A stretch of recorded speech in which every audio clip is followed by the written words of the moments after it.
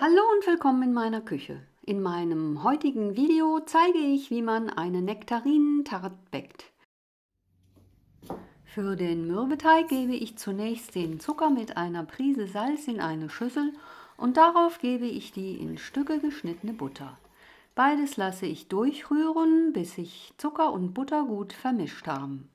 Ist das der Fall, gebe ich das Ei dazu und lasse alles noch einmal durcharbeiten, bis sich auch das Ei in Butter und Zucker gut verteilt hat. Zum Abschluss werden Mehl und Backpulver in die Schüssel gegeben und eingeknetet. Zunächst ist die Masse ein wenig krümelig, aber nach ein paar Momenten kommt sie zusammen und sobald sie anfängt, einen zusammenhängenden Teig zu bilden, wird das Kneten beendet. Den Teig nehme ich aus der Schüssel und knete ihn noch einmal kurz von Hand durch.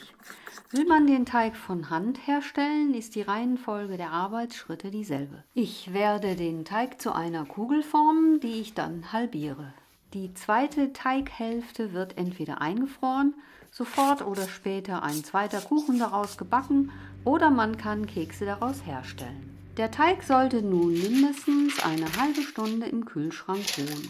Den Boden meiner Springform kleide ich mit Backpapier aus. Das Papier lasse ich überstehen, man kann es später besser greifen. Außerdem teste ich, ob der Boden wirklich fest sitzt. Da der Teig recht fett ist, braucht das Papier nicht eingefettet zu werden. Hier rolle ich den Teig auf meiner mit Mehl bestäubten Arbeitsplatte aus. Da er zum Festkleben neigt, löse ich ihn mit einer Teigkarte und gebe ihn auf meine vorbereitete Springform. Eine Springform ist keine Tartform und eine solche habe ich nicht. Der Nachteil der Springform ist, dass der Rand viel zu hoch ist und man kann nicht wie bei einer Tartform arbeiten. Es macht also nichts, wenn der Teig nicht wunderbar rund ausgerollt ist. Ich werde ihn mir in der Form anpassen. Dort, wo zu viel Teig ist, schneide ich Teig weg und dort, wo etwas fehlt, lege ich ein Stückchen Teig drauf.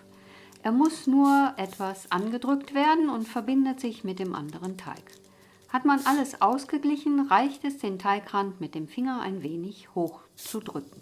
Zum Schluss fahre ich mit diesem speziellen Teigroller noch über den Boden, um alle Unebenheiten auszugleichen. Damit die Teigfläche während des Backens nicht hochkommt, steche ich sie mehrmals mit einer Gabel ein. Danach gebe ich ungefähr 40 Gramm gemahlene Mandeln auf den Teig. Die Mandeln werden die Feuchtigkeit der Nektarinen aufsaugen und verhindern, dass der Mürbeteig feucht wird. Jetzt stelle ich die so vorbereitete Springform in den Kühlschrank, damit der Teig nochmals durchkühlen kann. Die gewaschenen Nektarinen schneide ich einmal ringsum ein und drehe die beiden Hälften in entgegengesetzte Richtungen. So löst sich eine Hälfte vom Stein. Bei der anderen Hälfte muss der Stein herausgenommen werden. Man greift ihn am Stielansatz und hofft, dass er nachgibt. Bei reifen Früchten geht das problemlos. Manchmal gehen die Steine auch kaputt, so wie hier. Bei der ersten Hälfte hat der Stein sehr viel Fruchtfleisch mitgenommen, so etwas kommt vor. Bei der zweiten Hälfte habe ich deswegen einen Spalt abgeschnitten, sodass ich den Stein besser greifen konnte und Widerstand war zwecklos. Die Hälften habe ich anschließend in 4 Spalten geschnitten, hatte also pro Frucht 8 Spalten, die ich nun auf dem Kuchen schön ordentlich verteile. Die Nektarinen waren beim Kauf übrigens steinhart. Ich habe sie mindestens 6 Tage in der Küche liegen lassen, damit sie nachreifen konnten. Vor dem Backen gebe ich noch 20 Gramm Pinienkerne, 20 Gramm klein geschnittene Walnüsse sowie 20 Gramm Pistazien auf die Nektarinen. Nun kann der Kuchen gebacken werden. 25 bis 30 Minuten bei 190 bis 200 Grad Celsius. Kurz vor Ende der Backzeit wird etwas Gelee, hier Johannisbeergelee, mit einem Esslöffel Wasser aufgekocht, sodass er wieder flüssig wird. Ich nehme den Kuchen aus dem Ofen und bevor ich den Rand löse, fahre ich vorsichtshalber noch einmal mit dem Messer den Rand entlang, nicht dass der Teig irgendwo festhängt.